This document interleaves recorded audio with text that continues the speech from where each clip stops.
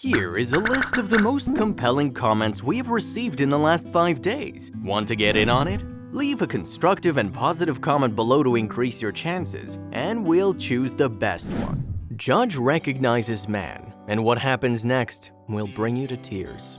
Middle school and high school feels like it took place in another life altogether. We can barely recall details from those days, but we know that it was some of the best years of our lives. Free from many responsibilities, playing games, and spending time with your family and friends. When we look back, we feel like those times are but distant memories. Most of you might be waiting eagerly for your school reunion invite, and when that day comes, you may never know what to expect.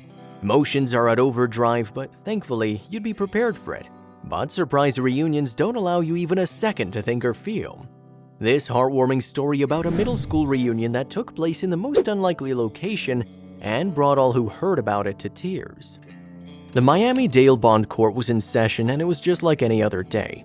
Many convicts brought into the courtroom and seated according to order.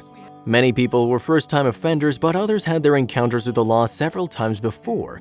But whether you're a first-time offender or not, the law doesn't spare you from punishment. The judge was already tired of seeing the disrespectful people around her. Many of them would try to obey the orders, but several people had dozed off without a care. Many people who end up in court for petty crimes don't generally have a lawyer. They're all represented by public defendants. The court allows them all the freedom to hire a lawyer by themselves if they have the money for it. Hiring a lawyer isn't cheap in this country unless you know you're wrongfully framed. In this case, you'll get compensated by the opposite party for it at the end of the trial.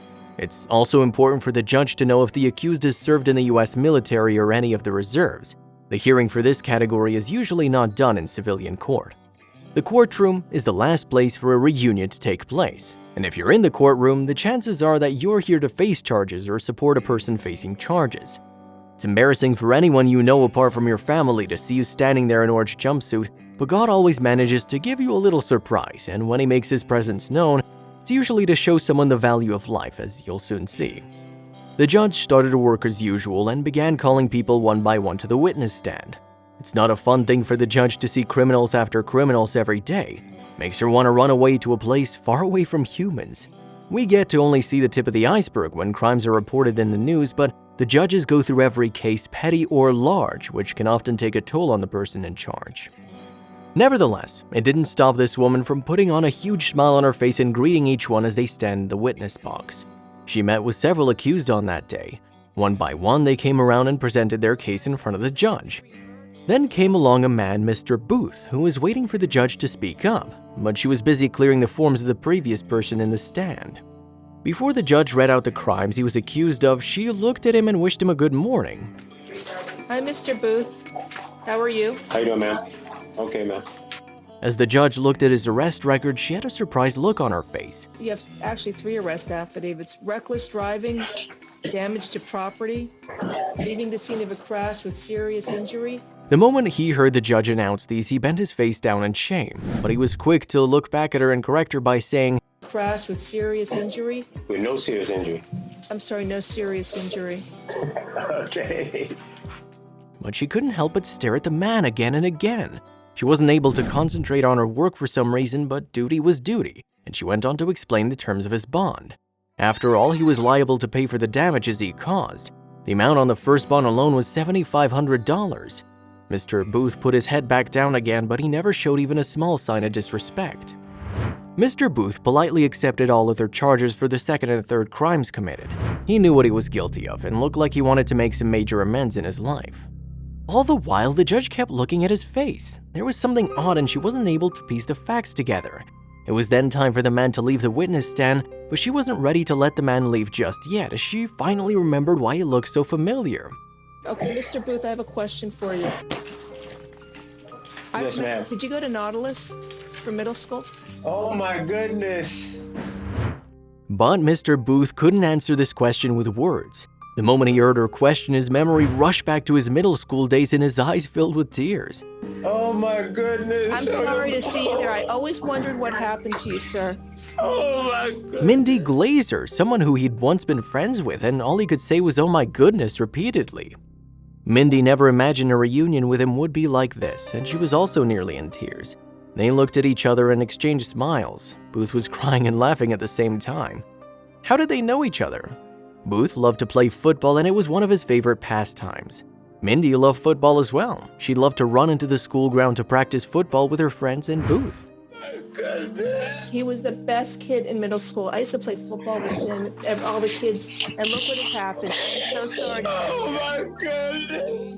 My goodness. Good luck to you, sir. I hope you're able to come out of this okay and just lead a lawful life. This is the nicest kid in middle school. Oh my goodness. She repeated her sentence several times, reassuring the jury that she'd never seen a kid who was nicer than him. The audience was in awe, and one or two of them had already started crying after looking at them. Mindy never wished she saw Booth in this condition.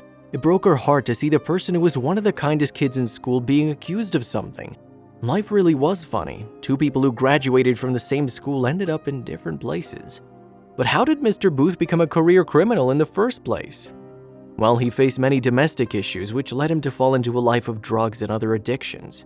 Booth would occasionally be forced to provide for his family at an early stage, and his friends encouraged him to engage in petty theft. After several brushes with the law, Booth even went to prison several times for petty crimes. He felt like he was hopeless and worthless to lead a clean life. Booth almost gave up in life before this encounter with his middle school friend. Good luck to you, sir. I hope you're able to come out of this okay and just lead a lawful life. Booth had no words for her. He looked at Mindy and smiled while trying to wipe away his tears. For the first time, he didn't care that he was about to pay a hefty amount for bail. If this encounter didn't change the way he looks at life, we don't know what will.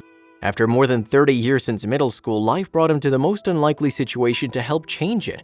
But would they ever see each other again? Well, after his 10-month tenure in jail, his family members were eagerly waiting for him to come out. He was overjoyed and hugged his family members, but he had no idea that there was a surprise waiting for him around the corner. Judge Mindy was there to meet him on his release day, and Booth was unable to hold his tears back. He couldn't believe after all these months she remembered and came back to see him. Booth was given a second chance at life from the court. Mindy spoke to him and told him what he could do to turn his life around. To do something good for somebody else, that's what you gotta do. More than anything, he was grateful that he was recognized by her after all these years, and she had nothing but kind words. It's a group effort to see you succeed. Don't let us down. I won't. I promise not to. She's an inspiration and motivation to me right now. She just seeing Mindy is incredible. Because I know where I could have been. We need to be grateful for the opportunities that life presents us with. Whether we're down in the dumps and feeling sorry for ourselves or otherwise, we have to treat life like it is a precious gift from God.